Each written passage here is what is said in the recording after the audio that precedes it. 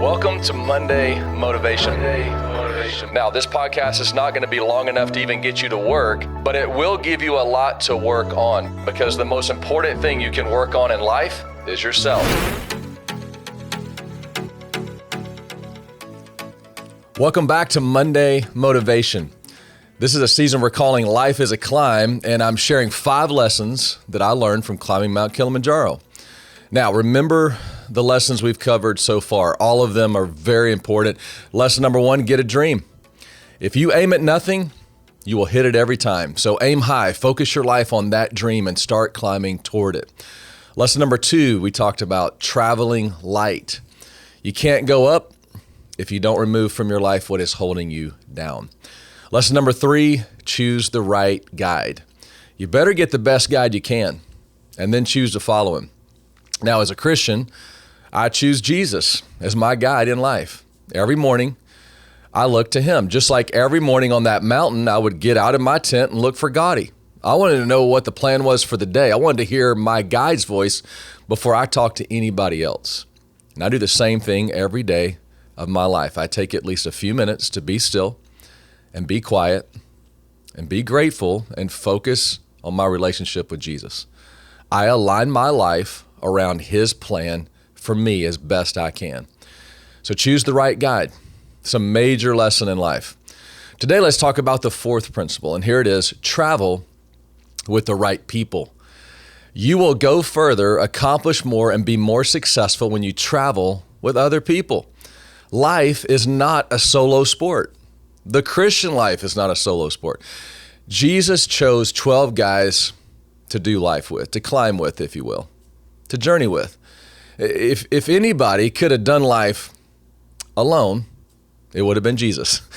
He could have made it to the top of that mountain without anybody. But he was giving an example to us that if you really want to get the most out of life, to embrace the adventure of life, and to get further in life, you need to spend time and travel with the right people. Now, it just so happened that we had a group of 12 guys on the climb of Kilimanjaro. Here we are, walking on the trail, following our guide in this pic. Just one more day climbing that mountain. And because we were all committed to the cause, which, remember, wasn't just climbing the mountain. We were climbing this mountain to raise money for my other son, Will's brother, his village in West Africa. And because each person was individually focused on the same goal and had the same passion, we went further together than we would have alone. We all beat the odds because, miraculously, all 12 of us reached the top. You do not want to climb Mount Kilimanjaro alone. And there's a lot of reasons for that, but one big reason is you need encouragement. Almost every guy in our group thought about quitting on one day or another. Several would come to my tent at the end of the day and just go, you know what, I think this was my last day on this mountain. I want to go down, not up. At one point or another, everybody got discouraged for lots of reasons. Now, remember, my son Will was 14 years old at the time, youngest guy at the time to climb the mountain. Every day going up that mountain, but especially the last day, guys told me later, hey, whenever Will starts to go down, I'm going to volunteer to take him down because I'm done, but I'm not going to let a 14-year-old beat me. I'm not going to turn around before a 14-year-old kid gives up. Will stayed right behind Gotti the whole time, one foot in front of the other, and made it all the way to the top. Now listen, altitude on the top of a mountain, especially the height of Kilimanjaro, is crazy. 19,300 feet is no joke. It's the great equalizer. After 5 days of climbing, we finally arrived at what's called base camp. It's about 6 p.m., time for a quick snack, a quick nap. And at 11 p.m., Gotti wakes us up and we get all of our layers on. All the clothes I brought with me were on my body, preparing for the coldest night of my life. This was the only time that we did not climb without our packs because we had to move as quick as we could up the trail to get to the top. And the trail was very precarious. At midnight, we started climbing. Negative 40-degree wind chill. Crazy weather. Your headlamp shining, the wind's blowing. You can maybe see 5 feet in front of you. All you can really see is the guy's feet in front of you on that trail. That's all I could see. Now, from midnight to 7 a.m., we climbed 4,000 feet push. 7 hours of climbing. The goal obviously was to get to the top, but at sunrise. So altitude really started to kick in. Guys started hallucinating, talking to rocks. It's funny now, but it wasn't funny then. I mean, they literally were having conversations with rocks. People reverting back to childhood, acting like they were 5 years old again. Several guys got dehydrated because their water bottle froze. Now, Gotti told us, listen, if your water bottle stays outside of your body and you don't keep it inside of your clothing, and it stays out of your clothing for more than a few minutes, your water bottle is going to freeze. Now, some guys didn't listen to the guide. It's back to a whole nother lesson, but you got to listen to the guide. If you don't, man, they got in trouble. No water. Well, to say it was a long night, that's an understatement.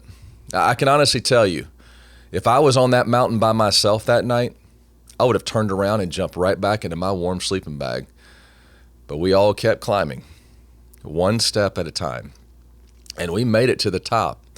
And here we are, if you're watching this, at sunrise on the top of Mount Kilimanjaro. Wow, there's Will sitting in the middle of us.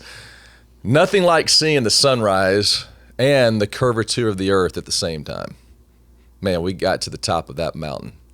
Grown men started crying. Even non-emotional guys who were engineers for a living were saying, I love you, man. It was exhilarating. It was an incredible adrenaline rush. We were at the highest point in Africa. We were sitting on top of this majestic snow-capped volcano. Big deal. Big day. Big accomplishment. So what's the point of this episode? Well, here it is. Travel with the right people. Don't ignore this lesson.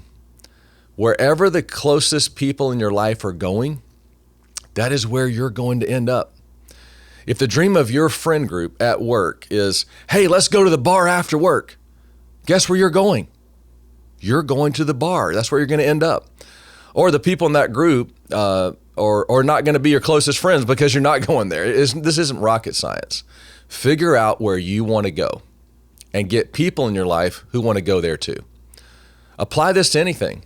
If you want to start going to the gym, get around people who want to work out. If you want to get debt-free, hang around people with the same goal. If you want to go to church and lean into your faith, get around people who have the same priority. Whatever mountain you want to climb, find people who are headed up that same mountain. So here's the bottom line. Introduce me to your 5 closest friends, and I'll predict your future with 100% accuracy. Your friends are your future. If you want to have certain values, certain priorities, certain standards, certain dreams, certain goals, you better make sure you're hanging out with people who match up with what you value, who align with what you're dreaming about. If I want to climb Mount Kilimanjaro, but I consistently hang out with people who think that's a dumb idea, who have no desire to train or see any good reason why anybody would ever go up a mountain like that, they would deter me quicker than I would convince them to go with me. Imagine if I was standing on a chair trying to pull you up on that chair with me.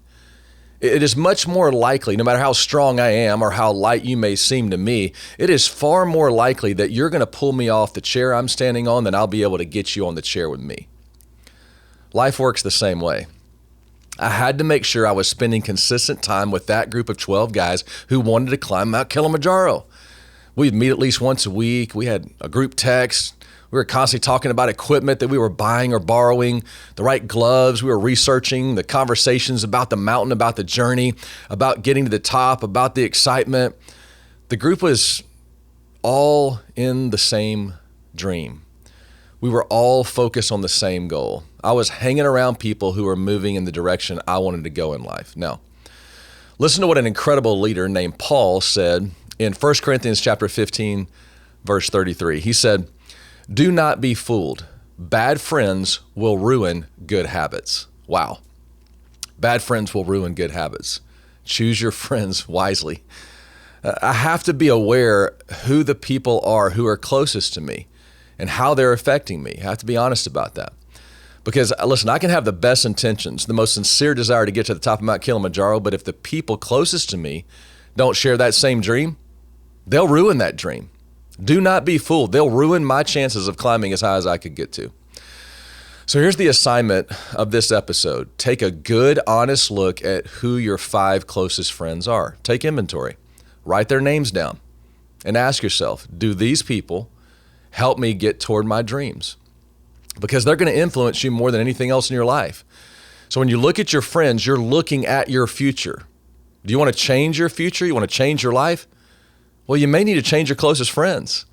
Get people in your life that you can count on. Get people in your life that will protect your dream. Get people in your life who will encourage you to become all that God wants you to be and all God wired you to be. Especially get people in your life who'll be there for you. So why is that so important? Well, 2 reasons. You need people to drive you toward your dream, and you need people who will help you when you run out of steam to get to that dream. Here's a couple of stories. You need people who will drive you. I can remember the workout regimen we did to get ready for the mountain. We got ready for climbing. We did the Stairmaster every day at the gym. But twice a week, several of us would meet together and work out here in Austin at the Greenbelt, certain trail called the Hill of Life. And we put about 30, 40 pounds in our packs, and we go up and down that Hill of Life, about 1.5 miles down and 1.5 miles up, and repeat. Now, because Barton Creek is down there, in that green belt, it's not unusual while we were training to get people on the trail with us who were walking down to enjoy the creek for the day. They just be in flip-flops, have their coolers, their tank tops, and their floaties, and they would say, "What are you guys doing?" And we would tell them, "Hey, we're training to climb a mountain." Well, there's all kinds of responses. Some people were like, "Hey, that's cool." Other people was like, "That's dumb." But we'd always get an invitation, "Hey, why don't you just come down and join us at the creek for a few beers?" Now, as tempting as that was, no one ever joined us, but we also didn't give up our training. You have to hang around people who are going up the same mountain. If you hang out with people who wear flip-flops and floaties, there's nothing wrong with flip-flops or floaties. Just don't be surprised that you didn't make it up the mountain. Don't be surprised that when you spent time with people who don't push you and don't want you to accomplish more, that you end up in the comfort and convenient and not the best for you. Hang out with people that want you to become your best. Now listen, be nice to everyone on the trail, wave at everyone that you encounter in life, but be intentional about the people you walk with. Be intentional about the people you walk closest to. You need people who are going to drive you towards your dream, but you also need people who are going to be there when you run out of steam. Somebody is going to be there for you, and they're going to have something you need that you don't have, but because you're going on the same path toward the same mountain, you'll get to the top together. When we got close to that summit, that picture I showed you earlier, a lot of guys, as I mentioned, were hallucinating, struggling to catch their breath. But one of our guys, he was having extreme altitude sickness. He was not only hallucinating, not only had labored breathing, but his extremities started to tingle. He started getting lethargic, started moaning. And by the time we got to that picture, he was off to the side out of that picture, was leaning against a rock, and he was out of it. He was completely out of it. And I went to Gotti and I was like, "Hey, we have to get him help, And that's when I realized we can't get a helicopter up here. And all Gotti could say is, we got to get him down because the altitude is affecting him. And it would take 2 days to get him down to the altitude that a helicopter could fly up to at this point. It was a very precarious situation. It was a crisis. Now, a sports medicine doctor was with us. And this sounds like something off of a movie, or at least a really good commercial. But as we were panicked, watching this guy just lethargic and moaning and literally out of it, couldn't even get him to focus his eyes on us, couldn't get him to respond to any conversation or any questions of even what his name was. The sports medicine doctor reaches into his little sling bag and he says, "I have chicken soup," which was the most random thing anybody could say on the top of Mount Kilimanjaro. What are you doing with a box of soup? Now, nobody asked questions, though. We took the soup, opened it up, and we started trying to give it to this guy, and it was a miracle. I would say at least within 5 minutes, he started being aware of what was going on. Within 10 minutes, he's having a conversation with us, and he's actually good. And we're looking at this sports medicine guy, like, "What are you doing with a box of chicken soup?" Well, he had read in some blog before we got there that sodium in chicken soup and other contents of that soup rehydrates the body quicker than plain water. Who knew? Makes me think about this verse of wisdom from the wisest man who ever lived, King Solomon. In Ecclesiastes 4:9-10, he says, 2 people are better off than one, for they can help each other succeed. If one person falls, the other can reach out and help. But someone who falls alone is in real trouble. Travel with the right people. Who you travel with matters. Everyone on that trip in Kilimanjaro had a different personality. We all had the same goal, but we had different gifts. We were all raising money and trying to help people, but we were doing it together. 2 are better than one. Somebody on your trip is going to have chicken soup. So I don't need chicken soup. Well, they're going to have something that you need. They're going to have advice that you need. They're going to have an experience that you're going through that they already made it through. They're going to have resources of some kind. They're going to have time to lend a hand and help you. They're going to have a willingness to help you. They're going to have an encouraging word, which is very powerful and sometimes all you need and the thing you need. But they're going to be there. And listen, you need other people. Here's 4 guys of the 12 that made it up to the top. And the guy on the far left, that's the guy who had the chicken soup. Hey, who has your back? You're taking a journey, but even Jesus had a group. So make the list and look at it and be honest. Change the names if you need to. Get intentional about who your friends are. Get intentional about your relationships and your partnerships. Get some people who will push you to be a better version of yourself and start climbing. You will not accomplish your dream alone, but you can accomplish almost anything if you surround yourself with people who don't sit in valleys. Get people in your life who love the challenge, who are in on the adventure. Hang around mountain climbers. Thank you so much for joining us today on Monday Motivation. Be sure to like, subscribe, and share with a friend, and we'll see you next week.